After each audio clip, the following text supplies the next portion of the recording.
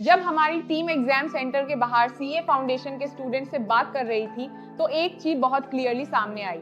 Almost 70% students का reaction बिल्कुल same था। सब यही कह रहे थे, पेपर इजी लैग रहा था पर मैनेजेबल बिल्कुल नहीं था। लेंथ इतनी ज्यादा थी कि लास्ट तक आते आते मल्टीपल क्वेश्चंस अटेम्प्ट ही नहीं हो पाए। और जब थोड़ा और डिटेल में स्टूडेंट से बात की तो पता चला कि प्रॉब्लम एग्जैक्टली कहाँ हुई।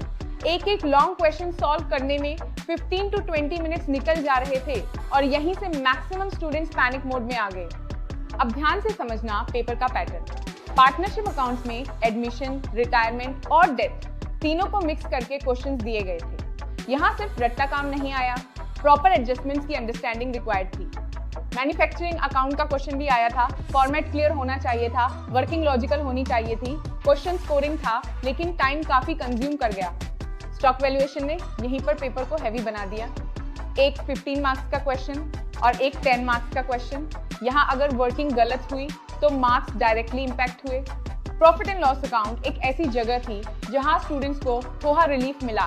काफी क्वेश्चन सीए टेस्ट सीरीज के क्वेश्चन बैंक जैसे थे, तो जो स्टूडेंट्स ने प्रॉपर प्रैक्टिस की थी उनका फ्लो यही बना।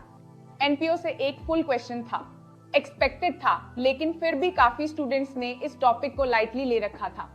और स्टूडेंट्स, यहीं पर आईसीएआई का क्लियर मैसेज आता है, सिर्फ क्वेश्चन बैंक पेपर लेना काफी नहीं है, सिर्फ एग्जाम्पल्स देखकर एग्जाम हॉल में जाना भी काफी नहीं है। फुल लेंथ मॉक्स और टाइम बाउंड प्रैक्टिस अब ऑप्शनल नहीं रहे। फाइनल वर्डिक्ट सिंपल है, पेपर टफ नहीं था, पेपर बहुत लेंदी था। और जो स्टूडेंट्स टाइम मैनेज नहीं कर पाए उनके लिए पेपर ऑटोमेटिकली टफ बन गया। अगर आपके कुछ क्वेश्चंस मिस भी हो गए हैं तो पैनिक मत करो। फाउंडेशन एक बेस है और स्ट्रॉन्ग बेस वही होता है जो अपनी गलतियों से सीखता है। और एक बात याद रखना, मई 2026 अटेम्प्ट में सिर्फ सिलेबस कंप्लीट होना इनफ नहीं होगा। जो स्टूडेंट्स प्रैक्टिस और टाइम मैनेजमेंट पर काम नहीं करेंगे उनके लिए पेपर नेचुरली डिफिकल्ट हो जाएगा।